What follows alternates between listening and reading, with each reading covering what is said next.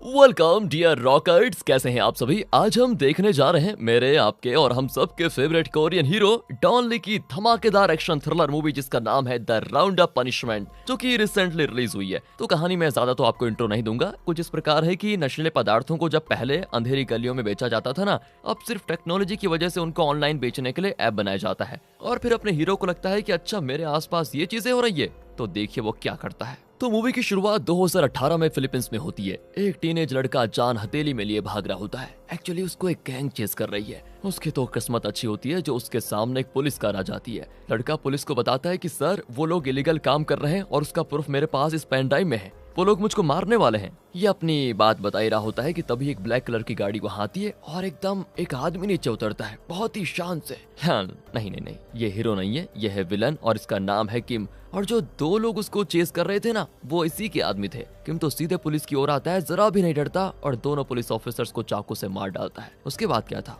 वो तो उस लड़के को भी नहीं छोड़ता, उसको भी चाकू से मार करके जान ले लेता है। एंड फिर वो अपने आदमियों को घूरता है, जिसका मतलब है कि अब एक गधों, एक छोटे लड़के को तुम पकड़ नहीं पाए क्या, हर जगह लगता है मुझे आना पड़ेगा। ये सोचकर वो निकल जाता है। उसका एक राइट हैंड मैन होता है जिसे वो अपने साथ लेकर जाता है। कट करके कहानी शिफ्ट होती है साउथ कोरिया में। दो आदमी एक पतली गली में एंटर करते हैं और दीवार के एक छोटे छेद में वो नशीला पदार्थ रखते हैं। इनका कस्टमर वहां पर आकर उसको ले लेगा, ये इनका प्लान है। लेकिन आज इनकी किस्मत खराब होती है। जो ऐन वक्त पर पुलिस उन्हें पकड़ लेती है और जो आदमी माल लेने के लिए आया था ना, वो पुलिस को देखकर एस्केप होने की कोशिश करता है। लेकिन उसकी बाइक 1 इंच भी नहीं हिलती, क्योंकि पता है पीछे से अपना हीरो ने उसको पकड़ के रखा हुआ है। हीरो एक पुलिस ऑफिसर है और नाम है डॉन। फिर क्या था, जो लोग नशीला पदार्थ रख कर जाने वाले थे उन्हें पकड़कर उनके बॉस का पता लगाते हैं ये, और बाकी पुलिस ऑफिसर्स के साथ डॉन उसके अड्डे पे पहुंच जाता है। वहां पर कुछ आदमी नशीले पदार्थ की पैकेजिंग कर रहे होते हैं बहुत बढ़िया तरीके से। एंड पुलिस को देखते ही वो सारा माल टॉयलेट में डालकर फ्लश करने लगते हैं। एक आदमी तो सारे मोबाइल्स को ओवन में डालकर जलाने की कोशिश करता है, लेकिन डॉन गेट को ही उखाड़ फेंकता है और अंदर जाकर सबकी ऐसी धुलाई करता है कि बस क्या कहें। फिर उनके मोबाइल्स को चेक करने पर पता चलता है कि अच्छा, ये लोग अकेले ये काम नहीं कर रहे, बल्कि एक ऐप के जरिए ऑपरेट करते हैं इसको। उस ऐप पर कस्टमर ऑर्डर करता है और ये लोग उसके एड्रेस पर जाकर ये नशीला पदार्थ डिलीवर करते हैं। बट ये लोग ये नहीं जानते कि इस ऐप को आखिर चलाता कौन है और इसका बॉस कौन है। फिर डॉन साथियों को लेकर एक रेस्टोरेंट में जाता है। एक पुलिस ऑफिसर पता लगा लेता है कि उस ऐप को किसने डेवलप किया था। असल में शुरुआत में किम ने जिस लड़के को चेस करके मार डाला था ना, उसी ने नशीला पदार्थ की डिलीवरी के लिए ऐप बनाया था दोस्तों। उस लड़के का नाम जोई था और 2 दिन पहले ही वो फिलीपींस में मारा गया। अब उसकी बॉडी को कोरिया लाया जाएगा। ऑटोप्सी के बाद पता चलेगा कि वो कैसे मारा, ठीक है। अगले दिन ना डॉन और उसकी टीम हॉस्पिटल जाते हैं। वहाँ पर ऑटोप्सी होती है तो डॉक्टर बताती है कि चाकू से वार करके इसको मारा गया है। जो एक ही मार होती है कि मेरा बेटा फिलीपींस में कोई अच्छा काम करने गया था, पता नहीं उसे किसने मार डाला। तुम पुलिस ऑफिसर्स हो ना, तो क्या तुम उसके कातिल का पता नहीं लगा सकते। अब यहाँ पर डॉन को ना थोड़ा बुरा भी लगता है। कहता है मैं आपके बेटे के कातिल को जल्दी अरेस्ट कर लूंगा। दूसरी ओर ली नाम के एक आदमी को दिखाते हैं जो एक कंपनी का सीईओ है। वो एक नया बिजनेस शुरू करने वाला है जिसके लिए वो 2 आदमियों से मिलता है। कट करके फिलीपींस में एक जगह को दिखाते हैं जहाँ कुछ लड़के आराम कर रहे होते हैं। ये लोग IT जीनियस है, लेकिन इनकी हालत से पता चलता है कि इस जगह पर इन्हें डरा धमका कर कोई काम करवाया जा रहा है। असल में शुरुआत में आपने देखा था जिसका नाम जोई था, मतलब जिसे किम ने मार डाला था, वो भी इनकी तरह यहाँ पर काम करने आया था। यहाँ एक ऑनलाइन कैसीनो भी चलाया जा रहा है। यहीं पर किम और उसका राइट हैंड मैन भी होते हैं। इस कैसीनो का स्पॉन्सर है वही सीईओ ली, जो कैसीनो में पैसे डालता है और बाकी के काम किम देख लेता है। अब इसमें होता यह है कि जो पैसे आते हैं उसमें कुछ परसेंटेज किम का होता है और बाकी ली का हो जाता है। इस तरह इनकी डीलिंग चल रही है मतलब। पर प्रॉब्लम ये होती है कि कुछ दिनों से जो ली है ना, वो किम को उसका शेयर ठीक से नहीं दे रहा। इतना ही नहीं, यहाँ पर सिर्फ इनका ऑनलाइन कैसीनो चलता है। अगर किसी और ने फिलीपींस में कहीं पर भी दूसरा कैसीनो शुरू किया तो इनकी IT जीनियस तुरंत उसकी लोकेशन पता लगाकर किम को बता देते हैं। एंड फिर वो अपने आदमियों को लेकर वहां जाता है और उनके सर्वर्स को हैक करके उनके कस्टमर्स को अपनी साइट पर रजिस्टर करवाता है। इस तरह उनके कस्टमर्स से भी ये लोग पैसा कमा लेते हैं। तो आज भी राइट हैंड के जरिए ये पता चलता है कि एक और कैसीनो शहर में शुरू किया गया है। किम को क्या था, वो अपनी सेना को लेकर पहुंच जाता है वहां पर।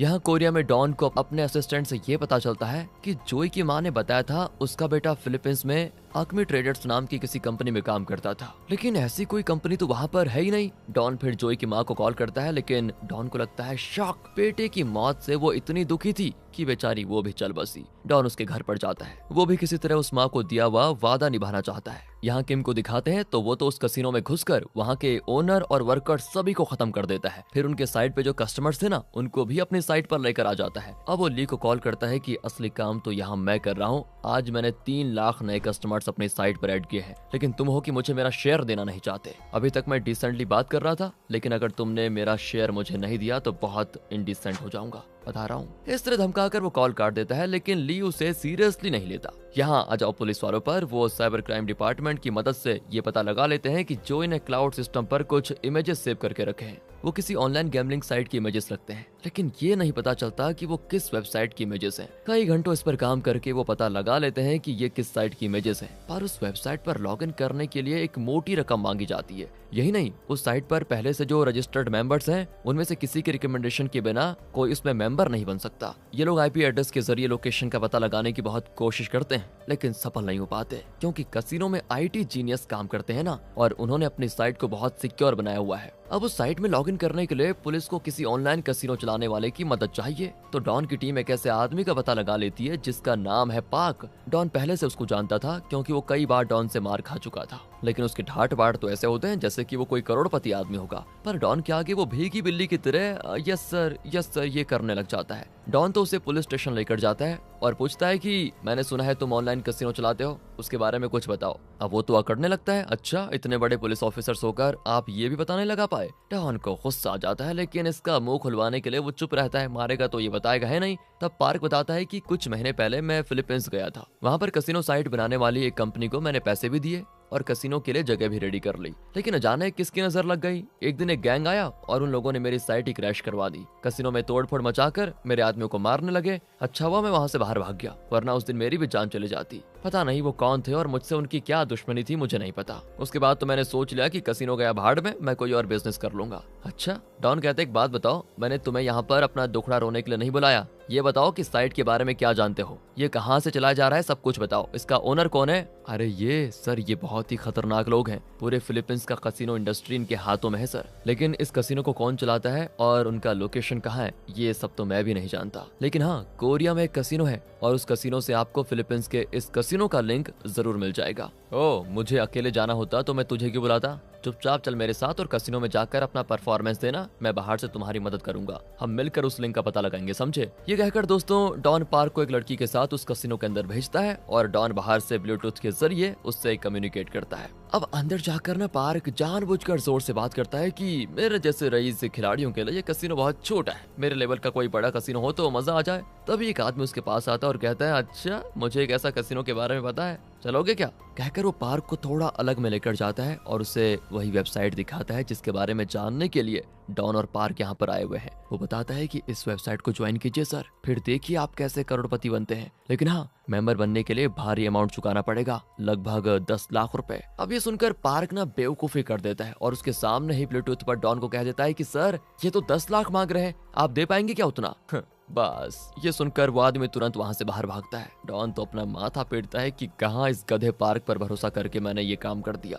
ये कहते हुए वो उस आदमी को मारता है। फिर वैन के अंदर उसका ट्रीटमेंट होता है। शुरू में तो वो हर सवाल का एक ही जवाब देता है कि मैं कुछ नहीं जानता, मैं कुछ नहीं जानता, लेकिन इस बीच पार्क बाहर खड़ा होकर उसको डरा रहा होता है। एंड मौके का फायदा उठाकर डॉन भी कहता है कि जो बाहर खड़ा है ना, वो कोई मामूली आदमी नहीं है, समझे? आज तक वो कई लोगों के कान चबा चुका है, और अगर तुमने जवाब नहीं दिया तो मैं क्या कर सकता हूँ, तुम्हारे कान भी वो चबा कर खा जाएगा। लेकिन हाँ, तुम तो बहुत लंबे हो दिखने में, तो तुम्हारे कान तक तो वो पहुंच नहीं पाएगा। हाँ, डायरेक्ट तुम्हारी गर्दन चबा लेगा, ये बढ़िया है। तो अब जान प्यारी है तो चुपचाप बता दो उस कसिनो को कौन चलाता है। तब जाकर दोस्तों वो घबराकर एक नाम बताता है और कहता है वेबसाइट पर नए कस्टमर्स रजिस्टर करवाने के लिए वो आदमी मुझे पैसे देता है, बाकी मेरा और उस वेबसाइट का कोई कनेक्शन ही नहीं है। अब डॉन और उसकी टीम उस आदमी को पकड़ने जाते हैं जिसके बारे में इसने अभी बताया। लगता है आज वो फॉरेन से आ रहा है, तो ये लोग एयरपोर्ट में वेट कर रहे होते हैं। इसी बीच ली और किम के बीच यहाँ जो बिजनेस शेयर को लेकर मसला चल रहा था वो अभी तक सुलझा नहीं है दोस्तों। लगता है ली ने किम को पैसे ही नहीं भेजे, इसलिए किम पैसे लेने सीधे कोरिया आ जाता है। उसके साथ उसका राइट हैंड मैन भी होता है। वो तो डॉन को क्रॉस करके जाते हैं, लेकिन डॉन तो जानता ही नहीं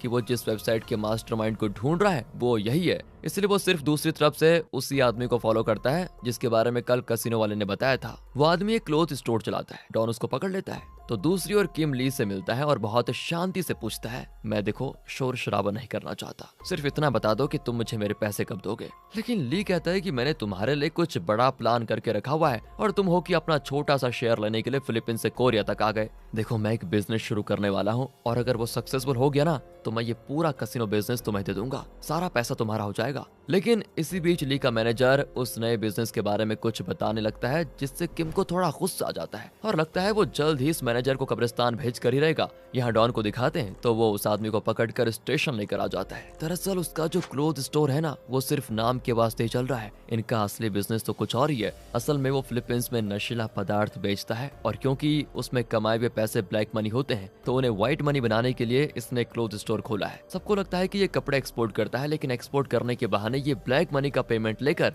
उससे व्हाइट करता है, फिर उन पैसों को ये आदमी ली को दे देता है। पर दोस्तों फिलहाल ये पुलिस को इस बारे में एक भी शब्द नहीं बताता और सिर्फ इतना कहता है कि मुझे बस एक लॉयर चाहिए। दूसरी ओर ली जो नया बिजनेस शुरू करना चाहता था उसके लिए उसको एक सरकारी अफसर का साइन चाहिए। तो रात को देखो क्या करता है, ली का मैनेजर उस अफसर को कार में लॉक करके उसे पैसे देता है और साइन करने को कहता है, लेकिन बहुत देर तक वो अफसर साइन नहीं करता, एकदम चुप बैठा होता है। और दोस्तों ली ने ना किम को भी उसके साथ भेजा था कि जब तक काम पूरा ना हो तो मैनेजर के साथ ही रहना। और जब बहुत देर तक काम नहीं होता तो किम कार खोलकर अंदर झांकता है, लेकिन अफसर को कुछ नहीं करता बल्कि अफसर के सामने ली के मैनेजर का गला काट देता है। अब ये देखकर अक्सर डर के मारे चुपचाप साइन कर देता है। फिर किम ली को कॉल करके कहता है कि काम खत्म हुआ और साथ में तुम्हारे मैनेजर का भी काम खत्म कर दिया है मैंने। ली पूछता है कि यार वो अच्छा मैनेजर था, उसे क्यों मारा तुमने? खैर छोड़ो, वो उतना इंपॉर्टेंट भी नहीं था। और तुम्हें पता है यहाँ पर हमने ब्लैक मनी को व्हाइट बनाने के लिए जिस आदमी को रखा था वो पुलिस के हत्या लग गया है, अगर उसने मुंह खोला तो हम दोनों की खैर नहीं, उसका भी कुछ फैसला कर डालो तुम, कहकर वो कॉल काट देता है। तो अब किम को किसी भी तरह पुलिस स्टेशन में घुसकर उस आदमी को मार डालना है और ये इतना आसान काम तो नहीं होने वाला, लेकिन वो एक प्लान बनाता है। वो कई सारे फूड ऑर्डरिंग एप्स के जरिए पुलिस स्टेशन के लिए फूड ऑर्डर करता है। लगभग 20 आदमी अलग अलग ऐप से फूड डिलीवर करने आते हैं। यहाँ स्टेशन में किसी के समझ में नहीं आता कि ये फूड ऑर्डर कर कौन रहा है, उनका ध्यान डिलीवरी वालों पे होता है और तब मौका पाकर किम पुलिस स्टेशन में घुसकर उस क्लोथ स्टोर वाले आदमी को खत्म कर देता है और चुपचाप बाहर निकल आता है। दूसरी ओर ली को दिखाते हैं जो किम को उसका शेयर देना ही नहीं चाहता, बस वो किसी भी तरह अपने मैनेजर के कत्ल का इल्जाम किम पर लगाना चाहता है। एंड वो अपने आदमी से कहकर मैनेजर की लाश को एक कंटेनर में डाल देता है जिसमें उस क्लोथ स्टोर वाले के कपड़े एक्सपोर्ट होते हैं उसी में। अब ये बात पूरे देश में आग की तरह फैल जाती है। यहाँ किम ने पुलिस स्टेशन में जिस आदमी का कत्ल किया था उसकी ऑटोप्सी होती है तो पता चलता है कि इस आदमी के शरीर पर जो घाव है वो हूबहू जोई के घाव से मिलते हैं जो शुरुआत में मारा गया था। दोस्तों वही जोई, मतलब कत्ल एक ही तरीके से एक ही वेपन से हुआ है और दोनों का कत्ल एक ही आदमी ने किया है, ये अभी क्लियर है। यहाँ कंटेनर में ली के मैनेजर की लाश मिलती है और इन्वेस्टिगेशन में डॉन को पता चलता है कि मैनेजर कई कंपनीज का एडवाइजर रह चुका है और आखिर में वो ली की कंपनी का मैनेजर था। तो डॉन अब एक होटल में जाता है जिसके 20th फ्लोर पर ली एक पार्टी दे रहा है। डॉन होटल के लिफ्ट में चढ़ता है तो अगले फ्लोर पर जब दरवाजा खुलता है तो किम और उसका राइट हैंड चढ़ते हैं और यहाँ पर दोस्तों पहली बार डॉन और किम आमने सामने होते हैं। किम डॉन को देखने लगता है और डॉन भी उसको देखता है। वो नोटिस करता है कि नॉर्मली गैंगस्टर्स अपने हाथ में टैटू करते हैं, लेकिन लगता है किम के हाथ में ही नहीं पूरे शरीर में टैटू है। अब डॉन को उस पर थोड़ा शक भी होता है, लेकिन किम 20वें फ्लोर पर जाने के बजाय 19वें फ्लोर पर अपने राइट हैंड मैन को लेकर उतर आता है। अब डॉन का शक और बढ़ जाता है और वो अपने साथी को 19वें फ्लोर पर उतार कर किम को ढूंढने लगता है। तो अब होता यह है कि किम डॉन के हाथ नहीं लगता बल्कि डॉन के साथी के हाथ लग जाता है और जो राइट हैंड मैन है वो डॉन के हाथ लगता है। दोनों अलग अलग जगहों पर लड़ने लगते हैं। डॉन तो राइट हैंड को मारकर उसकी रद्दी बना देता है। इसी बीच किम का एक और आदमी डॉन से भिड़ जाता है। वो तो इस तरह मारता है कि डॉन को हवा में उड़ा देता है। अब दूसरी ओर किम डॉन के साथी को मारकर बेहोश कर देता है और डॉन से बचने के लिए वो एक हाउसकीपर को पकड़कर उसकी गर्दन पर चाकू दबा देता है। बताओ, अब उसकी जान बचाने के लिए डॉन को थोड़ा चुप होना पड़ता है और इसी मौके का फायदा उठाकर किम और उसके आदमी भाग जाते हैं। फिर डॉन होटल के सीसीटीवी का फुटेज देखता है जिसमें किम और उसके राइट हैंड के इमेजेस को लेकर वो डिपार्टमेंट रिकॉर्ड्स में चेक करता है तो पता चलता है कि किम और राइट हैंड दोनों कभी स्पेशल फोर्स में काम करते थे। वहाँ पर इन लोगों ने मिलिट्री वालों को ही नहीं बल्कि आम लोगों को भी बेवजह बेझिझक मार दिया था, जिसकी वजह से दोनों को फोर्स से निकाल दिया गया। फिर इन दोनों ने ऑनलाइन कैसीनो वेबसाइट शुरू की। तो दोस्तों इस तरह डॉन को कई बातें साफ पता चलती हैं। वो समझ जाता है कि इस गैम्बलिंग साइट का मास्टरमाइंड किम ही है। यही नहीं, ली का भी इसमें कनेक्शन है क्योंकि उस दिन ली की पार्टी में शामिल होने के लिए किम आया था। इतना ही नहीं, किम के कोरिया आने के कुछ दिन के बाद ली के मैनेजर का कत्ल हुआ। मतलब किम कैसीनो चलाता था और ली उसमें पैसे इन्वेस्ट करता था। लेकिन पैसे के मामले में इन दोनों के बीच कुछ प्रॉब्लम्स हुई। ये सब चीजें तो पता चल चुकी है, लेकिन ली के खिलाफ डॉन को कोई सबूत नहीं मिलता। और जैसा कि ये काफी नहीं था तो डॉन और उसके चीफ को डिपार्टमेंट हेड बुला भेजता है और बहुत डांटता है कि इस केस में तुमने ढंग का काम नहीं किया क्या, कुछ कब पकड़ोगे तुम उसको। पुलिस स्टेशन में एक आदमी का कत्ल हुआ है, फिर कंटेनर में एक आदमी की लाश मिली है। मेरे सीनियर्स मेरे पे सारी मिर्ची पीस रहे हैं कि तुम्हारी टीम क्या कर रही है बताओ। देखो मेरे पास एक बहुत अच्छा आइडिया है, तुम लोग एक काम करो, इस केस को छोड़ दो, मैं किसी दूसरे काबिल आदमी को ये चीज सौंप दूंगा। डॉन तो फिर हेड को कन्विंस करने की बहुत कोशिश करता है कि सर देखिए ये केस लगभग सॉल्व हो ही चुका है, लेकिन वो नहीं मानता दोस्तों, और डॉन और उसके चीफ को भेज देता है वहां से। डॉन परेशान हो जाता है कि क्या करूं। दूसरी ओर ली जानता है कि किम उसे जरूर मार डालेगा, इसलिए वो अपनी जान बचाने के लिए किम को मारने के लिए गैंग भेजता है। और जैसे ही ली के आदमी किम को मारने आते हैं, वो खुद ही उनके सामने जाकर खड़ा हो जाता है कि मैं जानता था तुम्हारा डरपोक बॉस तुम्हें जरूर भेजेगा मुझे मारने के लिए, और किस लिए। तो दोस्तों इसी बीच उसका राइट हैंड दरवाजा बंद कर देता है ताकि ली का एक भी आदमी यहाँ से जिंदा बचकर न जा पाए। और फिर होती है फाइट पे फाइट, यानी कि असली फाइट। किम और राइट हैंडमैन मिलकर उनकी धज्जियां उड़ा देते हैं, सारे के सारे सिकुड़ कर गिर जाते हैं। उनमें एक मेन आदमी होता है जिसे किम पकड़कर लेक्चर देता है कि बेटा ली ठहरा एक नंबर का धोखेबाज, और उसके कहने पर बताओ तुम मुझे खत्म करने आ गए। उसने तुम्हें कसिनो देने का वादा किया था, याद है तुम्हें? मेरे जैसा विलन उससे कसिनो नहीं ले पाया तो तू किस खेत की मूली है। यहाँ सीन होता है कट और पुलिस स्टेशन में अचानक डॉन को किम को पकड़ने का एक मस्त आइडिया आता है। वो जानता है कि किम फिलीपींस में अपने अलावा किसी और कसिनो को खोलने नहीं देगा, और अगर कोई खोलता है तो वो उसका खात्मा करने के लिए आ जाता है। इसलिए अगर इन्हें किम को पकड़ना है तो इन्हें फिलीपींस में कसिनो खोलना होगा, लेकिन उसके लिए डॉन को डिपार्टमेंट हेड की परमिशन चाहिए। वो हेड से मिलने जाता है तो पता चलता है कि वहाँ सिटी कमिश्नर के साथ सारे सीनियर ऑफिसर्स की कोई मीटिंग हो रही है। डॉन उनके सामने घुटने टेक देता है कि मैंने एक माँ से वादा किया था कि उसके बेटे के कातिल को मैं अरेस्ट करवाऊंगा और उसके बेटे को न्याय दिलाऊंगा, लेकिन अब अगर मुझे केस से निकाल दिया जाएगा तो मैं उस माँ को दिया हुआ वादा कभी नहीं पूरा कर पाऊंगा। मैं जानता हूँ कि इस केस में कुछ गलतियां हुई है, लेकिन इससे पहले ढेरों केसेस में मैंने फुल प्रूफ प्लान बनाकर खतरनाक से खतरनाक क्रिमिनल्स को पकड़ा है, याद है ना आपको? ये सारी चीजें तो आप बखूबी जानते हैं ना, बस मुझे एक और मौका दे दीजिए प्लीज। मैं वादा करता हूँ कि इस बार आपको निराश नहीं करूंगा। अब उसका कॉन्फिडेंस और न्याय देने की उसकी हिम्मत देखकर कमिश्नर कह देता है कि बेटा जा, मुझे तुझ पे पूरा भरोसा है, ये केस तेरा है। फिर क्या था दोस्तों, डॉन अपनी टीम को बुलाता है और अब इनको फिलीपींस में कसिनो शुरू करना है, लेकिन ये तो कसिनो के बारे में ज्यादा कुछ जानती है नहीं। तब डॉन को याद आता है कि पार्क है जो ऐसे मामलों में पुलिस डिपार्टमेंट का बकरा है। डॉन उसे उठाकर गाड़ी में लेकर आ जाता है। पहले तो वो साफ मना करता है कि देखो मुझे आपके झंझट में पड़ना ही नहीं, लेकिन डॉन कहता है कि देखो यार, तुमने मुझे बताया था कि तुम पुलिस ऑफिसर बनना चाहते थे, अगर तुम इस केस में मेरी मदद करोगे तो डेफिनेटली मैं तुम्हें पुलिस ऑफिसर बना दूंगा। अगर तुम्हें यकीन नहीं होता तो ये लो पुलिस बैज, इसे तुम रख लो। देखो ड्यूटी ज्वाइन करने से पहले मैं तुम्हें बैज दे रहा हूँ। पार्क तो बौखला जाता है, आप सच कह रहे हैं क्या सर? सच में ये बैज मेरा होगा क्या? डॉन कहता है कि हाँ बिल्कुल, असल में दोस्तों ये पुलिस का बैज है ही नहीं, कोई और बैज है। लेकिन पार्क को क्या पता, वो एकदम इमोशनली चार्ज हो जाता है कि सर अब देखिए मैं अपनी ड्यूटी कैसे निभाता हूँ, आप बस हुक्म दीजिए सर, मैं पूरी जान छोड़ दूंगा इस पर। डॉन भी कहता है कि बेटा तेरी जान की कोई कीमत नहीं है, तू बस वही कर जो मैं कहता हूँ। तुमने फिलीपींस में जो कसिनो बिजनेस किया था वही अब भी करना है, लेकिन इस बार मेरे पुलिस ऑफिसर्स तुम्हारे साथ होंगे, तुम्हें इन्हीं ऑफिसर्स को लेकर लीड करना है। तुम बस इनको लेकर फिलीपींस जाओ और वहाँ एक कसिनो शुरू करो, बाकी हम यहाँ से संभाल लेंगे। पार्क सबको लेकर फिलीपींस चला जाता है और वहाँ पर एक कसिनो भी मस्त तरीके से सेट कर देता है, लेकिन ये एक ऑनलाइन कसिनो है तो इसमें सर्वर मेंटेनेंस वगैरह भी होता है, तो उसके लिए कुछ टीम्स बनती हैं और सर्वर्स का सारा काम यहाँ कोरिया से होता है जिसे डॉन लीड करता है।